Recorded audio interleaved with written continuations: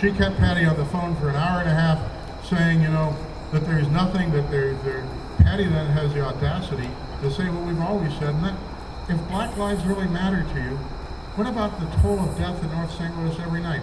What about the fact that every morning on the TV crawler it says 5 shot, 2 murdered in St. Louis last night, where you don't even see the names?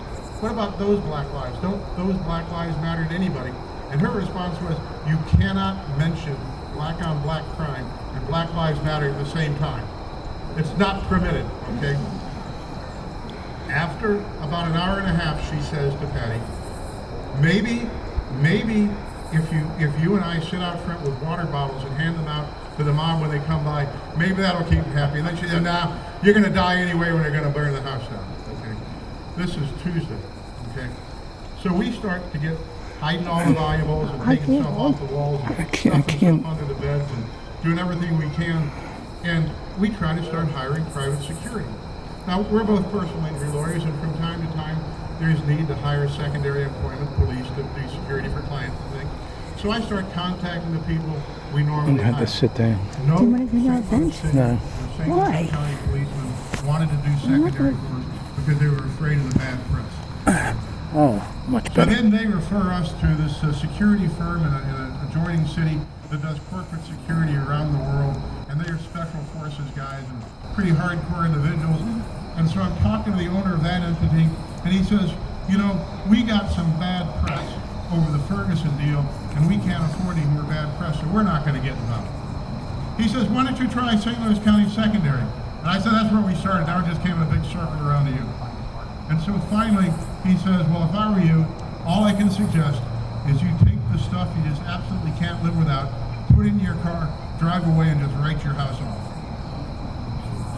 And I said, that's something we're not going to do. We're going to go down with the ship if we have to, but we're not going to leave this house.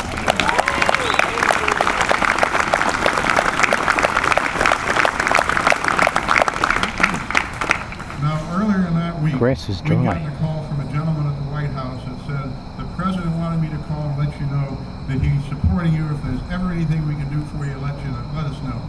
And so I called him back up, and I said, well, you know, you said the president is supporting us, and if there's ever anything you can do for us, let us know. Well, now you can do something for us, and he's having the right stinking now because we're going to die. And so he gave me Mark Meadows' cell phone number, and I called up Mark Meadows, okay, and he said he would see what he could do. Next telephone call I made was to Tucker Carlson.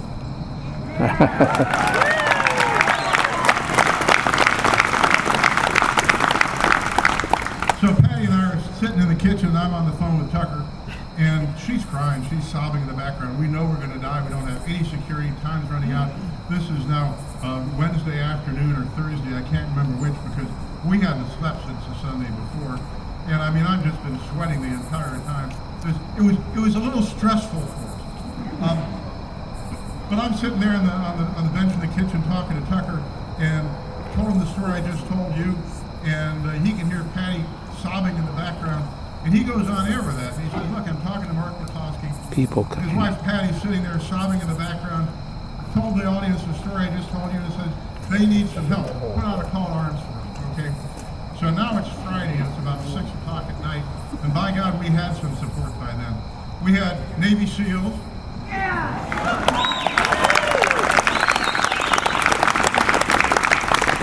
Colonel Alan West in Texas sent up his personal security.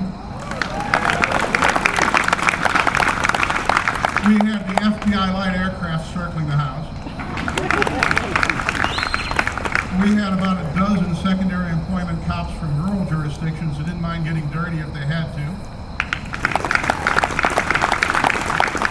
And despite the fact that the city of St. Louis cops had been ordered to stand down by the government, we had the chief of police of St. Louis, Chief John Hayden himself, shows up in front of our house with his lieutenant that's in charge of riot control, okay?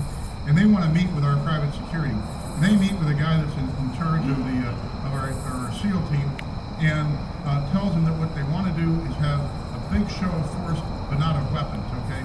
And so these SEALs, of course, they're armed to the teeth, but even without guns, they're pretty intimidating looking guys, okay? So they put their weapons behind things and stood out there, and stood out in the top of the patio and on the roof and in the yard.